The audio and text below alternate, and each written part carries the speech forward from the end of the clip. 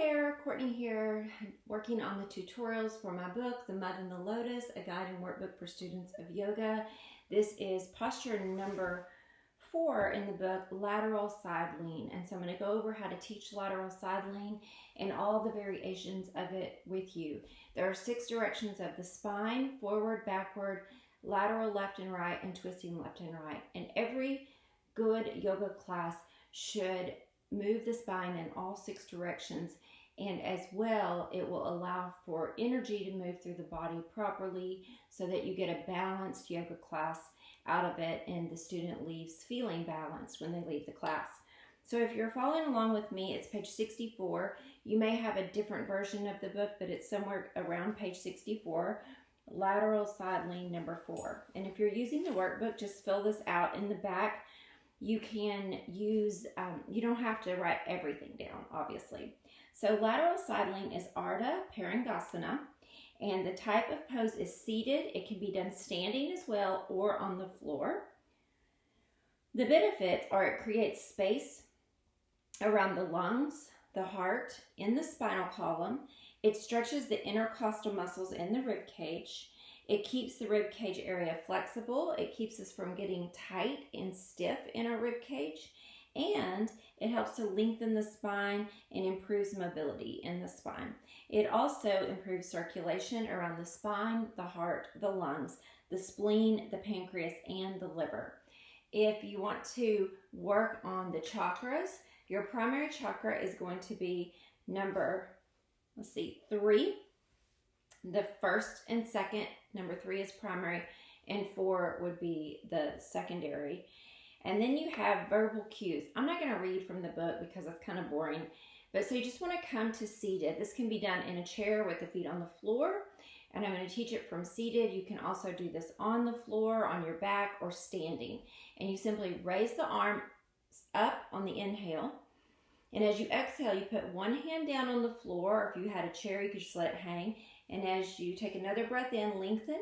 And as you exhale, you gently go over.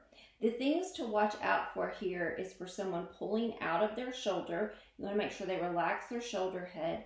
There is a nice line from the shoulder to the fingers, but the shoulder is relaxed. If they want, they can soften the elbow. We don't want them to straighten the elbow out anyway. That would be locking and hyperextending. And I have seen some people do this, but I only recommend that if there's pain or discomfort. It does change the line of energy. So we want to repeat. Inhale the arms up. Exhale to the opposite side. And breathe.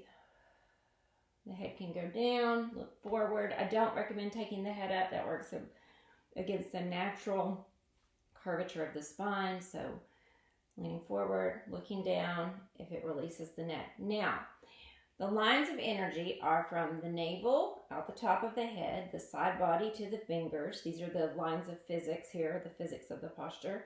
And the navel down to the ground, okay? So out the side, waist to fingers, navel to the floor. Okay. Let's talk about what we could do in the case of, and this sounds extreme, but I've been doing this for 20 years and I've seen a lot of people who can't move their arms like this. So the same thing with someone, if they're sitting in a chair, they can just lower one arm and C-curve, inhale up, C-curve to the other side. All right. You can do this standing. You do not have to be sitting. So standing, let's see if I can stay in the frame here. Oh, just barely. Okay, so it's just going over, and then you can grab the top wrist here, breathe. You inhale up, exhale to the opposite side.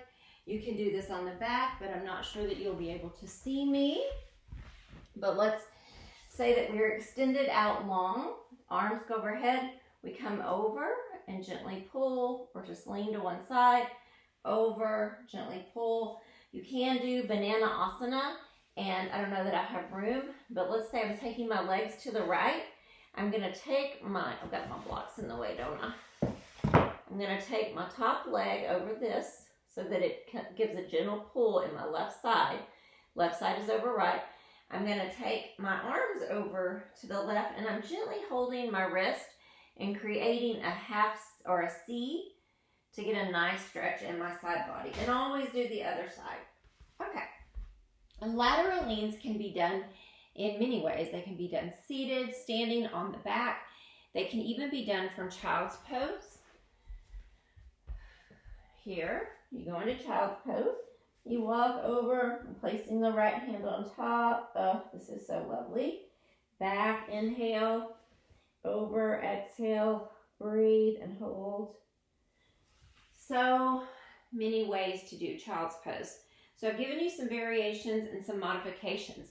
Modifications would be to soften the elbow, to keep the shoulder out of the ear, to only move the spine without the arm. There's also, let's see, props that you could use. So, and remember, you can do that in a chair. I'm about to do a video on standing and seated yoga where you don't get on the floor at all. So stay tuned for that. If you like this, by the way, please subscribe and hit the like button. And yeah, I appreciate it. Share it. You're going to hold onto the strap. You're just going to take it above overhead. Big breath in. You're going to exhale and lean to one side. Inhale up. Lean to the other side. Inhale up. You can go lots of places from here. Back behind you, up above, over, over. And though, even though this isn't a lateral lean, if you wanted to do more here, you could go into bow, bow. I like to show people where they can sequence. So from here, the next posture we'll be doing is a seated spinal twist. And I usually do these two together along with the cat and cow. So lateral, lateral, twist, twist, cat, cow. The order doesn't particularly matter on those. I don't think I have forgotten anything here, except that just make sure they keep the shoulder down. The head is either looking down or forward. I don't recommend looking up. Assisting and adjusting. I don't normally put my hands on people at this point. And now, again, I've talked about this in every video. People are teachers are very weird about touching. I find that students overall tend to like it if it's done appropriately. It's just that we have a lot of teachers who haven't been taught how to touch and adjust appropriately. We always want to ask permission. So in this particular posture, if I was going to do an assist or an adjustment, I would just probably come along and just gently rub my fingers over here and just gently touch the hand. So of course I would be standing behind them. I might touch the rib cage here. I wouldn't yank the arm. You don't want to yank or pull on a joint ever. You always want to be careful. Sometimes an assist is just to help the person go deeper into the pose, but it can be so subtle that you're barely touching. It doesn't take very much at all. All right, I've showed you the variations of banana asana on the floor, seated, we've talked about that. Always do both sides, and remember, you can do lateral leans, standing, seated, on the floor, in a chair, in child's pose, on your back. There's so many variations. It's such a wonderful posture. It helps lubricate the spine. It keeps the synovial fluid moving in the spine. I don't see that I have contraindications here, which is kind of weird because I always have, oh yes I do, there it is. So this can be, if someone has a C curve in their spine or they have some kind of scoliosis. I have severe scoliosis, and I think sometimes we put a lot of emphasis on scoliosis and we get really flipped out about it. They're just not going to necessarily look the same as someone that doesn't have it. So let them do their thing. Don't force them. If they are a little rounded over or a little back, or they don't go over on one side as much as the other, just leave them alone. It's not a big deal. The only thing I would say where this might be contraindicated, if there's some kind of, I do have stenosis, it runs in my family genetically. If there's some kind of pinched nerve or the discs are ruptured or bulging, make sure to ask them if their doctor has recommended that they don't do certain things. So you want to always ask if they've been released from the doctor. Sometimes physical therapists will send people to me, or used to when I was in private practice. I'm only in a clinic now. But I always would talk to their physical therapist on the phone if I could and get any limitations. But that one I have found has been pretty accessible for most people, except for my dad, who has some severe spinal diseases that are very, very rare.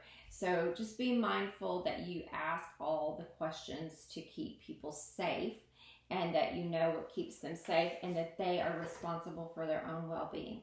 All right, thanks for being here. Have a great day. Bye-bye.